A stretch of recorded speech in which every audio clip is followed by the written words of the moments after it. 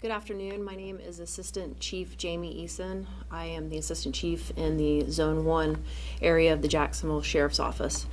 Today I'm here to talk about the street racing deployment that we conducted over the last couple of months. The Jacksonville Sheriff's Office, over several months, we received multiple complaints of street racers from the community. They were causing dangerous activity amongst our highways and our neighborhoods, and the complaints kept coming in. So using multiple different entities, as well as FHP, a plan was created to tackle the issue, and deployments were conducted on weekdays and really focusing on our weekends. We used intelligence-based information to locate the car groups that were conducting the nefarious activity in these parking lots, and we gained a lot of intel to conduct traffic stops that led to multiple traffic citations, arrests, and car impoundments. One night in particular, we gained a lot of information that a car group was located on Lim Turner, which was in the Zone 5 area. We used FHP with our patrol officers and intelligence. When we located those that car group, there was over hundreds of people in the parking lot. And we watched them. They didn't realize that we were watching them. We had the air unit up as well as drones. And we were able to see that they were conducting burnouts, drifts. There was a lot of spectatorship. A lot of the cars that were doing the burnouts, they had their passengers hanging out of the windows, which obviously was very, very dangerous. So at that point, I made the decision to call in all the officers, and we conducted basically a surround of the actual parking lot, and we were able to make several arrests, impound a lot of vehicles, and we wrote over 200 citations that night. Because of that, we gained a lot of positive feedback from the community, especially in the car groups that actually were not causing the problems in Jacksonville, and they were actually giving us further intelligence that we were able to continue these investigations. It then gained some negative feedback from the ones that were doing this criminal activity. So what I'd like to speak about the laws so that the community can be educated. Racing actually isn't just what people would think, where two vehicles are on and take over a roadway and they're using speed as a competition. There's a lot of things that fall under that statute that could go against the racing statute. Those would be drag racing, speed competition, what they call burnouts, which is where you maneuver your vehicle. It's in a stationary motion, but it's continuously spinning in one direction and leaving track marks, which actually cause a lot of damage to a lot of parking lots over Jacksonville and on the highways. There's also a thing called drifting, where it's a controlled steer sideways through a turn where the front wheels are turned in the opposite direction. Also very dangerous, because when they do these types of activities, the passengers are hanging out of the windows, which obviously could cause just a catastrophic event. So because of that and all of those things that fall into the racing statute, if an officer sees that, we can actually impound your vehicle per law for 30 days. We will tow it and we will hold it for 30 days. And for you to be able to get your vehicle back, it could cost an upwards of $1,000. That's with towing fees, that's with storage, that's with all other admin fees and price per mileage from the time from where we tow it to the lot. Now, if in fact we do try to commit a traffic stop on you and you flee, you've then went from a misdemeanor of racing to a felony. That way, if we do have probable cause at that point and we know the driver and you finally do stop, we can either arrest you on site, or at the time, if we do the driver at that time, we can go and get a warrant, an arrest warrant for their arrest for fleeing and attempting to elude, as well as racing. And we can also get a seizure warrant for your car and take it permanently. It's no longer an impoundment. It actually becomes the property of the Jacksonville Sheriff's Office.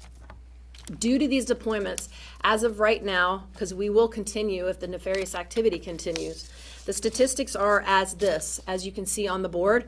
We wrote 631 citations to date. That includes your paying citations and as well as your warning citations. As of right now, we have reached around $92,510 in traffic fines just off these racing statutes alone. We've also arrested 36 individuals, as you see right here. They've all been arrested for the racing statute, as well as we seized 7 firearms, drugs, and narcotics. And total, we've also taken 13 vehicles, which some of the people have gotten back, but it was costly for them to get their vehicles back. We've seen a drastic reduction in street racing and illegal car meetups activities, and we'll continue to monitor this and conduct these deployments. What we want people to understand, though, is the Jacksonville Sheriff's Office will always protect the constitutional rights of the citizens of this community, especially their right to assemble. So there are a lot of car clubs in Jacksonville, Florida, that do not do illegal activity, and they enjoy meeting up, looking at cars, talking about that, and that is fine. Unfortunately, it's people like this that has turned it into illegal activity, and it made all the car clubs look as if they were bad, and it's not. So we will always protect that right, but once it turns to illegal, we will no longer tolerate it, and this is what's going to come about it. We're going to make arrests, we're going to take your car, and we're going to give you a ticket. So I want to thank all the law enforcement officers, especially FHP, especially the night on the Lim Turner, that they were very instrumental in helping us that night. And the tips that came in from the community and the good car clubs and the cooperation that we've had. So we hope that this will continue to be reduced, because we have seen, like I said, a dramatic reduction, and we won't have these problems any further, but we will continue these deployments until it completely ceases. At this point, I'll take any questions. Chief, prior to the big bust up on Lem Turner, this has been going on for months. Huge meetups in big parking lots, very open, they weren't hidden at all. What took so long from the perspective? I mean, did you have to get undercover? I mean, can you describe what, as far as why it took as long as it did to make the big bust? That's a good question. And you're right. You know, I think it's because it's with something like this, because it's such a fluid event. It's not, say, for instance, a narcotics, a stationary location, a house where we can focus strictly on that. When it comes to things like this, it takes a large amount of police officers, detectives, intelligence, other agencies to actually get an actual plan together, because they're constantly moving. And so we need to gather intelligence, whether, you know, I'm not going to speak further into how we did that, but we get that intelligence, then we watch them, then we find out, you know, their patterns, and it takes a while. And once we do, then we can start devising a plan and attacking that area. And we were actually really successful. I mean, I have some really great guys that are standing behind me that were instrumental in this, and we put them out, you know, and get eyes on first. And then we come in with, you know, at one time, I think that night we had probably 50 patrol police officers, as well as FHP, to just be able to surround that, which is a very large amount of police officers that it took. A lot of this was beyond racing. A lot of it was putting on social media and getting video You're to right. show it as much as possible, which I think the state government is trying to crack down on as far as the law is concerned.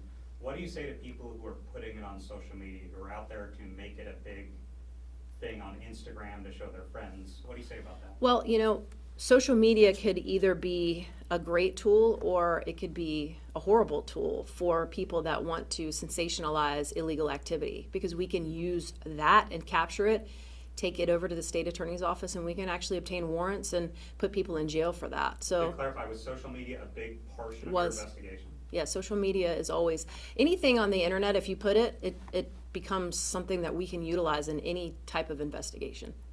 Are some of these car clubs, are they coming from different counties and coming to Jacksonville because they know it's kind of a big thing here?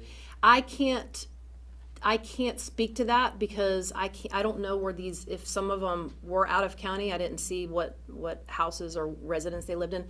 The majority of them were in Duval, though. We did have out-of-state tags, but I believe that the majority of them lived in Duval. And to clarify what people are paying for, like a daily impound fee, or can you say? Yeah, how I much sure that's can. costing? It's a daily impound. So I actually asked our forfeiture unit just roughly. A towing charge is roughly around $120 to $125, give or take. And then a daily is just under $30 a day, you know, $25 to $30 a day. So if you multiply that by 30, you're going to come up with almost $1,000. That's not including your admin fees, your internet fees, and mileage per tow. And we know at some of these there have been shootings where there are concerns about other crimes at these meetups. Yeah, sure. I mean, 7 firearms and narcotics, neither one of those is ever going to, you know, lead to good things. So I believe at one time there was we thought that there could have been some gang activity involved in this. We never could tie the two and two together. I think it was just people that enjoyed this. But yeah, when you have people that are doing illegal activity, especially if they flee from the police, they become a felon, and now they're in possession of firearms and narcotics. Yeah, that could obviously always lead to that. I just have one more question. Sure. Since the Lem Turner bust, which was a few months ago, and we covered that extensively, have there been many more busts since, or did that just kind of stop at that time? That got their attention. Now after that, we did several other deployments, nothing that big, but I believe the weekend after that I worked as well on it because I was actually out there as a lieutenant at the time, and I believe we seized or impounded 5 vehicles and made 5 arrests, and we made probably 25 tickets. So still a substantial amount of people going to jail and tickets, but nothing like that night. Because honestly, a lot of the tickets too that came from that night is spectatorship, which I didn't speak about. If you're out there and you're actually watching these meetups and these racing and you're taking video of it, you've now become a spectator of illegal activity. Therefore, you are liable for it and you will get a ticket for it. And if you're a passenger in a vehicle and you're racing and that car gets pulled over, you also will get a ticket. Clarifying that spectatorship, because we had a lot of 19 and 20-year-olds go out with these. Do they have to be recording, or do they just have to be present watching? They have to be present watching.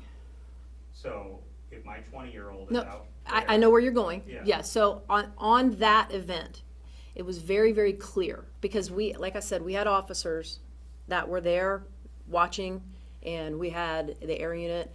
The whole parking lot was completely contained. Their businesses were closed. There was nothing around. The only reason that people were in that car lot was for this. The circle that they were using for the drag racing and the burnouts, it was an audience completely around there. They were specifically there to watch that. Thank you. Thank you.